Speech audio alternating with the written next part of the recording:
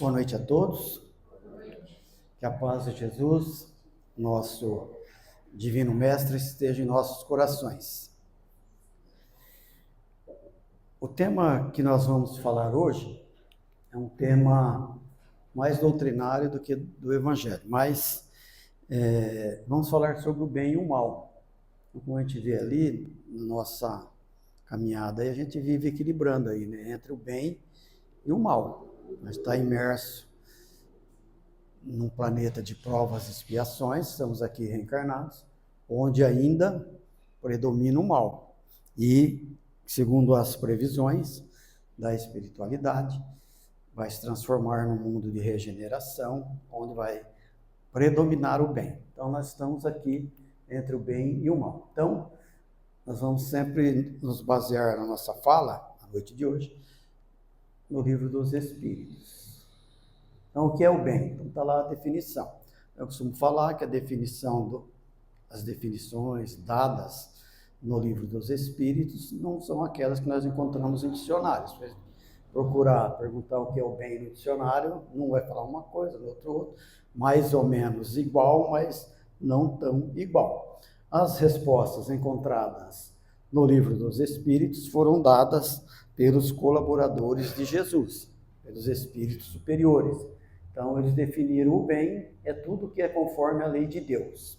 O mal é tudo que lhe é contrário. Assim, fazer o bem é proceder de acordo com a lei de Deus. Fazer o mal é infringi-la. Então, o que é o bem? Tudo que está de acordo com a lei de Deus. Fazer o mal é tudo aquilo que é contrário. Então, nós costumamos falar, eu sofro, o mal me acontece. A gente só sofre quando a gente se afasta da lei de Deus, quando a gente infringe essa lei. Não existe castigo na lei de Deus, existem regras. Então, se nós nos afastamos dessa lei, tem consequências. Aí, como proceder corretamente?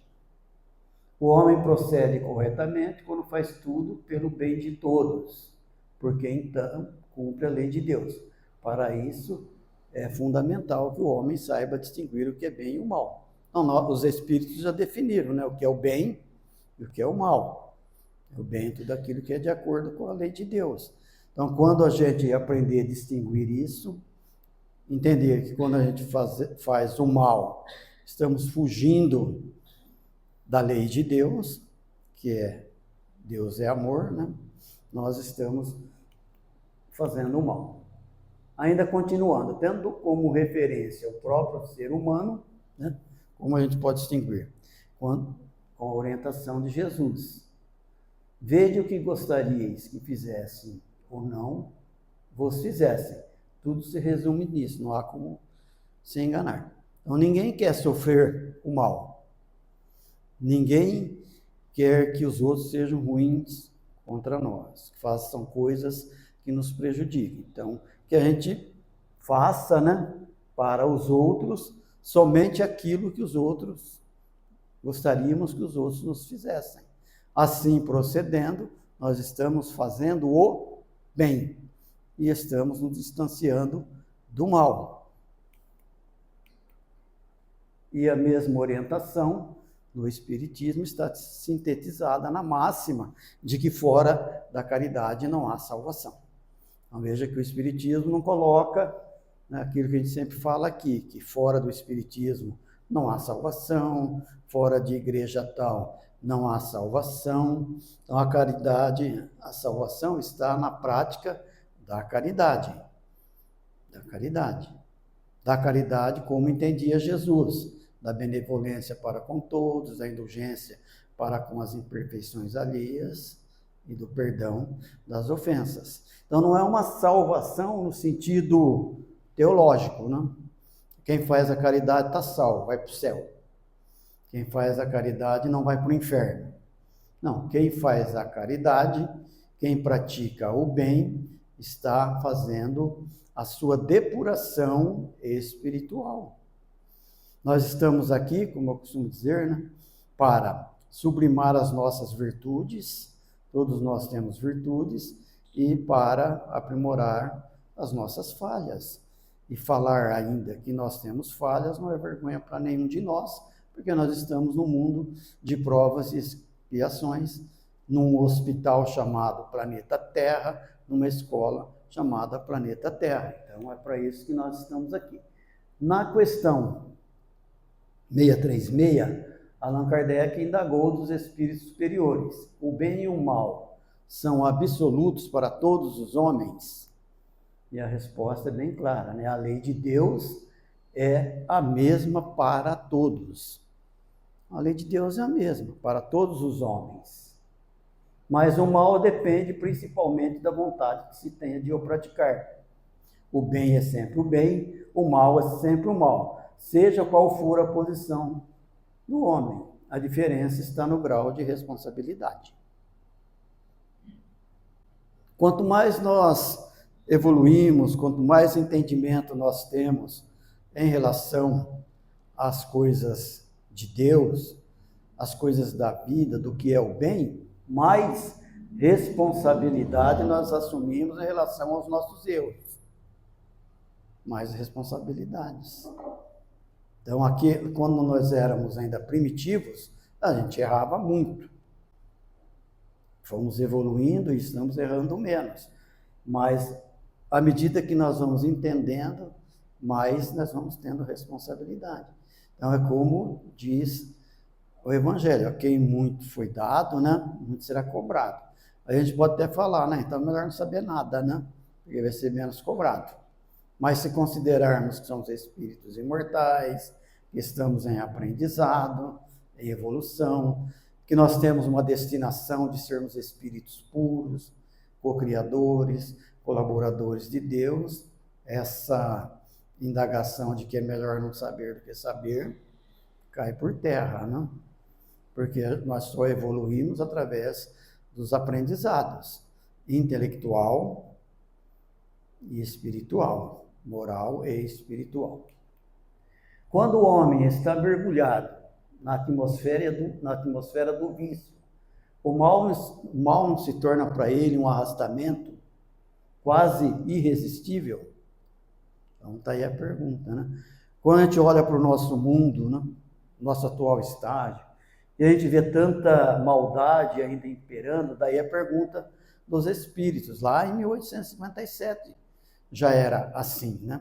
Já havia essa possibilidade de ser arrastado, ter um arrastamento para o mal, né? Quase que irresistível. Não dá para resistir. E a resposta é bem clara: arrastamento sim, irresistível não. Porque nós somos dotados de capacidades suficientes para resistir ao mal. Deus nos dotou do pensamento, da vontade, da inteligência. Então, os espíritos falaram: arrastamento sim. Tem aí os modelos, né, os modismos, os acontecimentos, mas não é irresistível. Nós temos, cada um de nós, cada um dos que estão lá fora, tem todas as condições de resistir ao mal.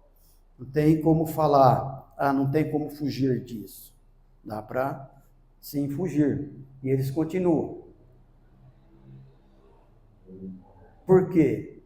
No meio dessa atmosfera de vícios, podes encontrar grandes virtudes. São espíritos que tiveram a força de resistir e que tiveram, ao mesmo tempo, a missão de exercer uma boa influência sobre seus semelhantes. Então, não existe aqui no nosso mundo aqueles que se destacam pelo bem, aqueles que nos servem de exemplos pelos trabalhos que realizaram, e eles estão mergulhados nessa mesma atmosfera, que parece quase irresistível, como os espíritos perguntaram. Caibar Chútil estava nessa mesma atmosfera. Chico Xavier estava nessa mesma atmosfera. Gandhi estava nessa mesma atmosfera. Divaldo estava nessa mesma atmosfera. E eles resistiram e serviram de exemplos para os semelhantes. Nós sabemos que o nosso guia e modelo é Jesus, fala a doutrina espírita. E aí nós podemos falar: mas quão longe eu estou de Jesus? Mas esses outros são mais próximos de nós. ainda que muito mais adiantados e evoluídos, mas são mais próximos, nos serve de exemplos para que nós possamos também resistir ao mal. Então, onde está a origem do mal? Está a origem do mal. Deus não criou o mal, ele estabeleceu leis perfeitas, porque é soberanamente bom e justo. Está lá na Gênesis. Se observássemos as leis divinas, seríamos felizes. Tendo, porém, o livre-arbítrio, nem sempre os espíritos, nós, espíritos encarnados, observamos essas leis. Então, Deus não criou o mal, mas foi Deus que criou tudo. Não, mas o mal, ele não criou. O mal é um desvio de comportamento nosso. Porque quando nós fomos criados por Deus, nós fomos criados com o germe da perfeição, já com uma destinação de todos nós um dia sermos espíritos perfeitos, puros. E aí a gente desvia do caminho, usando o mal, o nosso livre-arbítrio, a nossa liberdade. E aí sofremos as consequências desse desvio. Passamos por sofrimentos, temos dificuldades a serem vencidas. Então, a origem do mal, uma resposta nos mostrou, está em nós homens. Principais causas dos males. Livro dos Espíritos, 785, Evangelho segundo o Espiritismo, capítulo 11, itens 11 e 12. O orgulho e o egoísmo constituem as duas imperfeições que mais impedem o progresso do homem. Orgulho e o egoísmo. Mas, das duas, a mais difícil de se desenraizar é o egoísmo, porque deriva da influência da matéria. O egoísmo assenta na importância da personalidade, Livro dos Espíritos, 917. Por que o egoísmo ele é mais difícil de se desenraizar? Porque ele está também, como fala no livro A Gênesis, intimamente ligado ao nosso princípio de sobrevivência, nosso instinto de sobrevivência. Ele está intimamente ligado. Então, nós queremos mais, nós buscamos mais, nós juntamos mais. Então, ele é mais difícil de nós nos libertarmos desse egoísmo. Do egoísmo e do orgulho derivam grandes males na sociedade. Por que existem guerras? Por conta do egoísmo. Porque não querem dividir um pedaço de terra. Porque querem amealhar mais e mais. Porque invade determinados lugares. É para ajudar ou para ganhar? É o egoísmo. É o egoísmo. Como transformar as tempestades do mal em atitudes do bem? Então, vamos lá, nosso guarda-chuvinha lá. O nosso não à fofoca e à maledicência.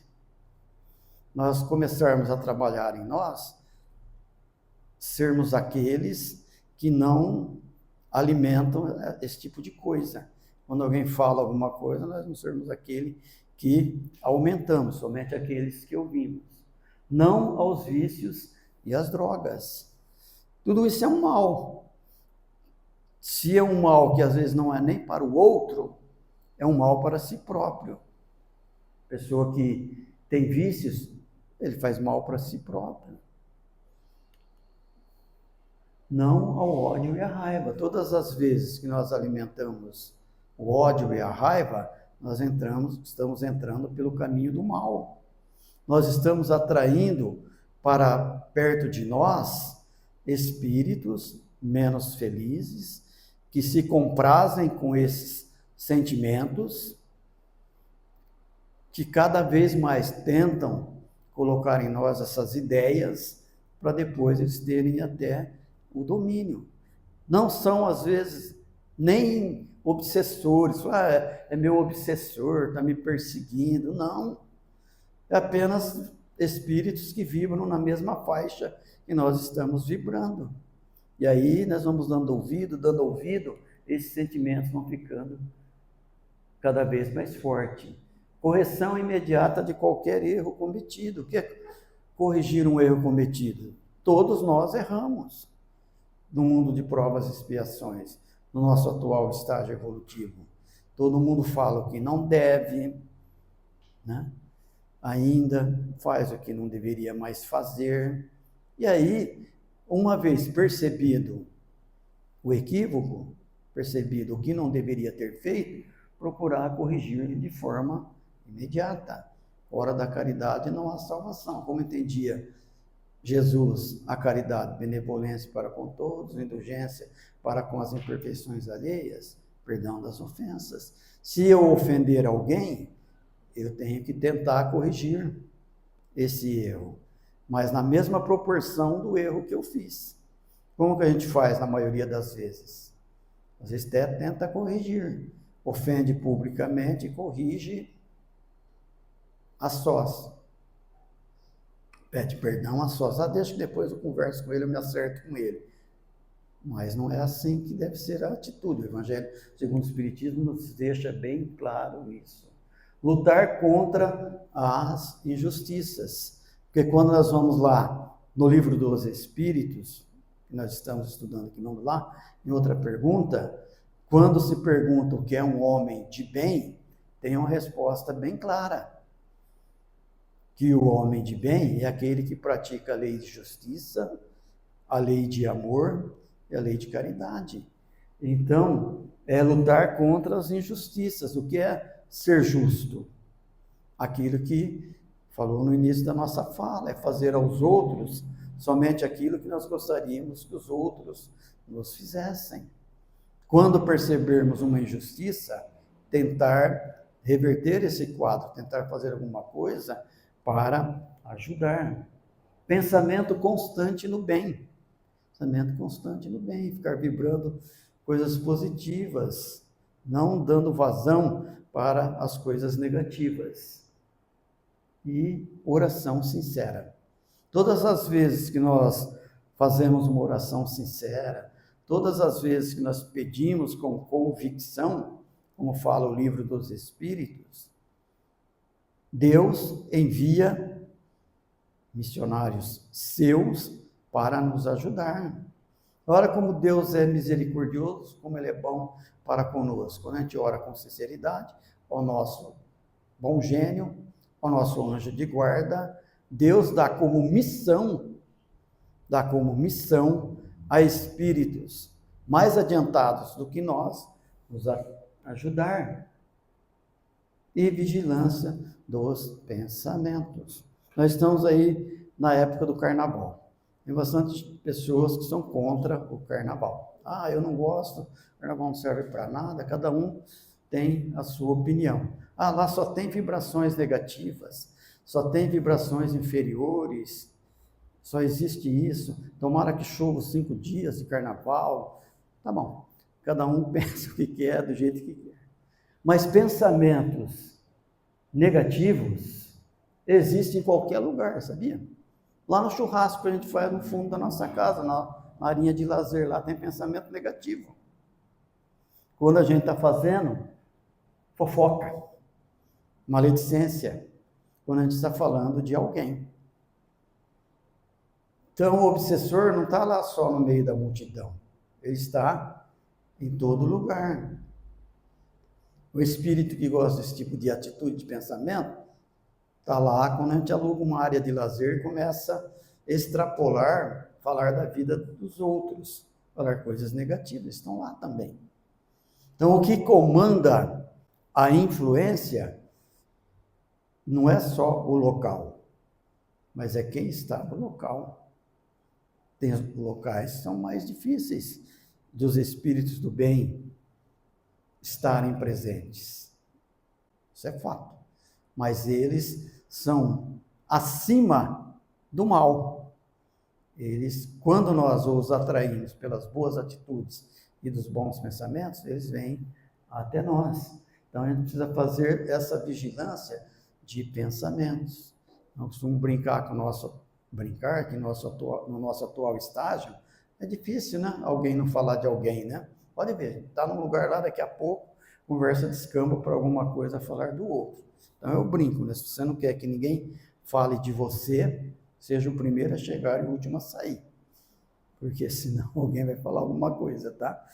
Vai reparar na roupa que você estava, alguma coisa vai acontecer. Ainda que não seja de maldade, mas é assim, o nosso mundo. Então Jesus dizia que o joio, que é o mal, né, deveria crescer junto com o trigo, que é o bem. No momento certo haveria a separação. E a separação do joio e do trigo. Isso está no Evangelho. Resistir ao mal significa suportar pacientemente a sua presença, mas sem perder de vista o bem.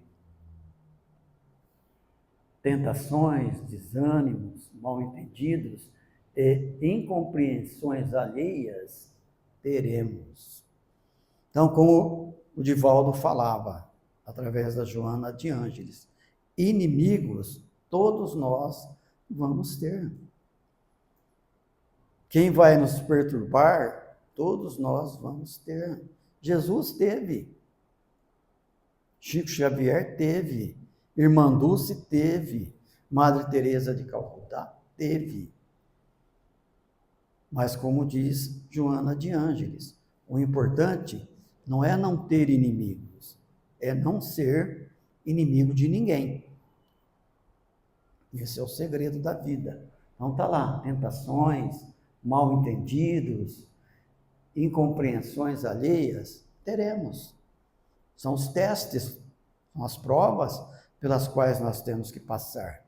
Como nós vamos medir o quão estamos espiritualmente, em termos de evolução?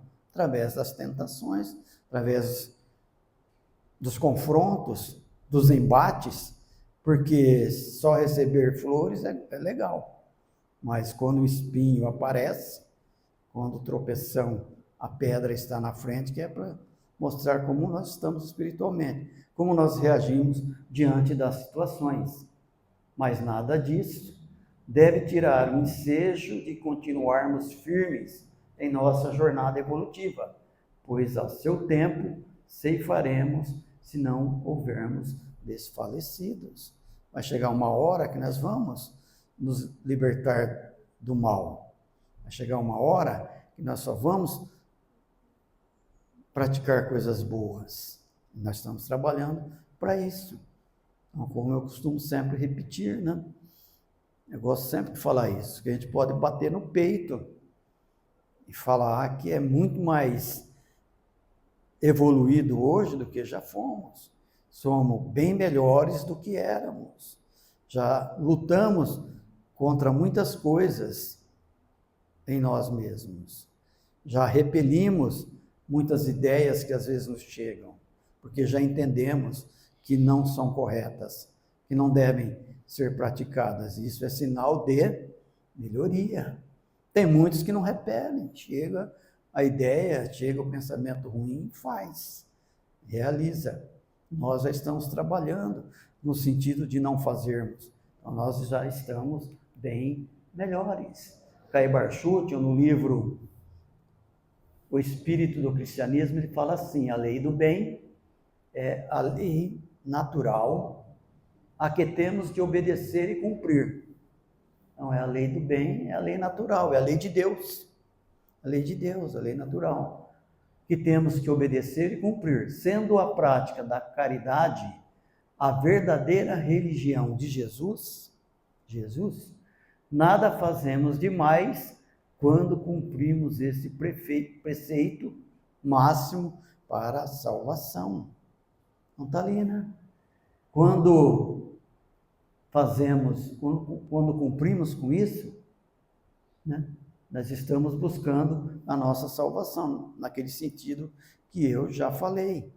Quando Caibar falava de salvação, não estava falando de salvação de beatitude, estava falando de salvação de tranquilidade, de paz de espírito, felicidade, daquela paz a que Jesus se referiu. A minha paz vos deixo, a minha paz vos dou, mas não vou lá dou como o mundo dá. Não da paz do mundo, das coisas efêmeras e passageiras, mas da paz de espírito.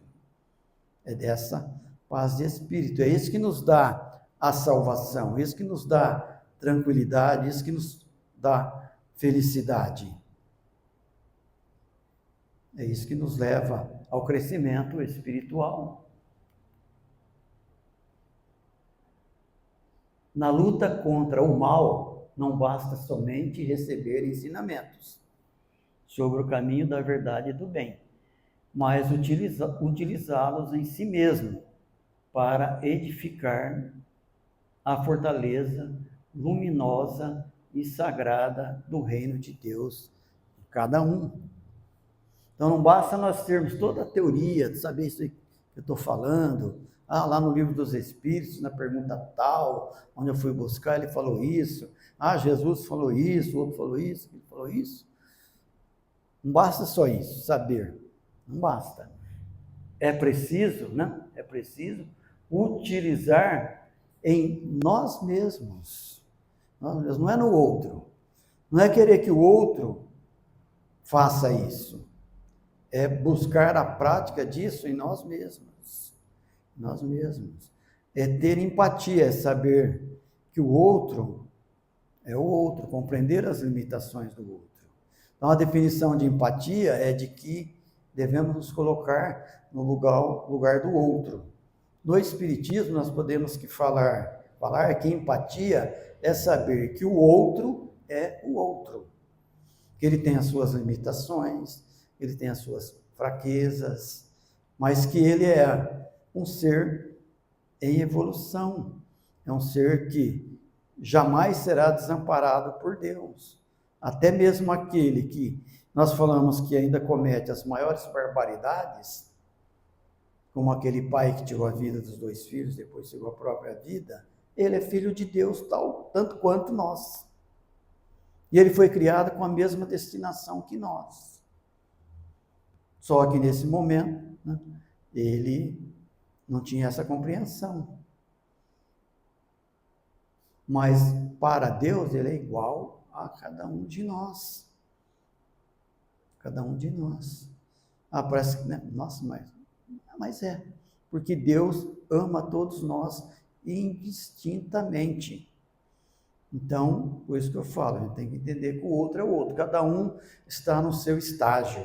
Então, quando nós oramos o Pai Nosso, nós falamos o quê? Lá no finzinho do Pai Nosso. O que é a última coisa que a gente pede? Livra-nos de todo o mal. Não é assim? Mas para livrar-nos de todo o mal, antes nós fizemos também um acordo lá com Deus no Pai Nosso. Quando nós falamos assim, perdoa as nossas ofensas, assim como nós perdoarmos os nossos ofensores. Que ofender ainda está dentro do mal, está no bem. O bem é o amor, é a lei de justiça, é a lei de amor, é a lei de caridade. Então, quando nós fazemos esse acordinho lá, né, nós pedimos também, nós assumimos o compromisso de estarmos perdoando. Então, para se construir esse reino de Deus em cada um de nós, é preciso que nós, cada vez mais, edifique dentro de nós a verdade do bem. Do bem. Porque, como disse Jesus, o reino de Deus está em vós. Então, nós não ficamos achando que está nas coisas exteriores. O reino de Deus está em cada um de nós. Porque o que é o reino de Deus? É o amor. É a lei de amor. E nós fomos evoluindo com o tempo, aprendendo melhor, entendendo melhor o que é Deus, né? Então tinha lá o Deus vingativo de Moisés, mas já era um Deus único, né? Um povo que era ainda politeísta, mas era um Deus para um povo ainda muito rude, ainda muito afeito à prática do mal, precisava de leis severas. Então tem as leis mosaicas e o Deus vingativo que castigava de Moisés. Mas aí veio Jesus, depois de 1.300 anos, e trouxe um Deus misericordioso. Deus misericordioso, um Deus Pai. E João falou assim: Deus é amor. João falou: Deus é amor. E João foi mais duro ainda. Ele falou: aquele que fala que ama a Deus e não pratica o bem, aquele que fala que ama a Deus e não ama o seu semelhante, é mentiroso. Olha lá, nas palavras de João. Ele que fala que ama a Deus e não ama o seu próximo, é mentiroso. É mentiroso. Porque como ele pode amar aquele que ele não vê, se ele não ama aquele que ele vê, que está na sua frente, que senta no seu sofá, lá na sua casa, do seu lado, que está no seu ambiente de trabalho, está no clube que você participa. Se você não ama ele, você pode falar que você ama a Deus. E onde que nós enxergamos Deus? Como nós construímos esse reino de Deus dentro de nós? Vendo Deus nas suas próprias criaturas. De ver Deus nas suas criaturas. O livro dos Espíritos fala: os Espíritos veem a Deus. E aí fala lá: os superiores, sim. Os demais o sentem e o pressentem. Né? Sei que Deus existe por conta disso, por causa do ar que eu respiro, da água que eu bebo, por conta de tudo que o homem não fez, foi Deus que fez, tá bom. Mas os superiores, eles veem Deus. Mas não veem Deus na forma humana, porque Deus não tem forma humana. Porque Deus é imaterial. Mas veem Deus nas suas próprias criaturas, nas criaturas de Deus. Quando nós começarmos a pensar melhor sobre isso, nós vamos estar mais do lado do bem do que do lado do mal. Nós estaremos mais próximos do mundo de regeneração, a que a Terra está destinada, do que do mundo de provas e expiações, que ela ainda é. E hoje, com todas as informações que nós temos, com tudo que nós podemos receber de informações, através da literatura espírita, através das mensagens espirituais, nós já temos condições de vivermos como espíritos regenerados no mundo de provas e expiações. Mas só depende de nós, da nossa vontade. Da nossa vontade. Mas dá já, se nós tivermos vontade. Então, se em minha vida não ajo como filho de Deus, fechando o meu coração ao amor, será inútil dizer Pai Nosso. Se os meus valores são representados pelos bens da terra, será inútil dizer que estais nos céus. Se penso apenas em ser cristão, por medo, superstição e comodismo, será inútil dizer: santificado seja o vosso nome. Porque Deus não é para ser temido, não é por superstição. Deus é para ser respeitado, amado, vivenciar a sua lei, que é a lei divina e natural. Se acho tão sedutora a vida aqui, cheia de supérfluos e futilidade, será inútil dizer: venha a nós o vosso reino.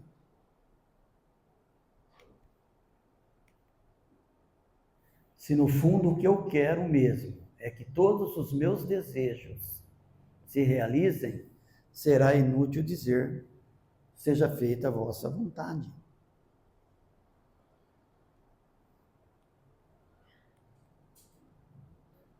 Se prefiro acumular riquezas, desprezando meus irmãos que passam fome, será inútil dizer: o pão nosso de cada dia nos dai hoje. Se não me importo em ferir, injuriar, oprimir e magoar aos que atravessam o meu caminho, será inútil dizer: perdoai as nossas ofensas, assim como nós perdoamos a quem nos tem ofendido. Se escolho sempre o caminho mais fácil, que nem sempre é o caminho do Cristo, será inútil dizer: e não nos deixeis cair em tentação, mas livra-nos de todo o mal. Se sabendo que sou assim, continuo me omitindo, e nada faço para me modificar, será inútil dizer: assim seja. Então, quantas reflexões nós podemos fazer quando nós oramos o Pai Nosso? E às vezes a gente ora maquinalmente. E se nós formos pensando em cada sentido de cada expressão do Pai Nosso, nós vamos ver que ali contém, né, tudo aquilo que nós precisamos para nos distanciarmos do mal e nos tornarmos homens de bem, para que eu não, omitindo do que é necessário para a minha evolução, eu posso sim falar que assim seja, mas se eu não me preocupar em me transformar, em me modificar, de nada vai adiantar eu orar, de nada vai adiantar eu fazer o contratinho, como eu já disse, né? Perdoa as nossas ofensas, que nós damos a quem nos tem ofendido, se eu não perdoar, se eu não fizer o que nos recomendou o ensinamento aqui exposto. Muito obrigado a todos, muita paz, que Jesus nos abençoe cada vez mais.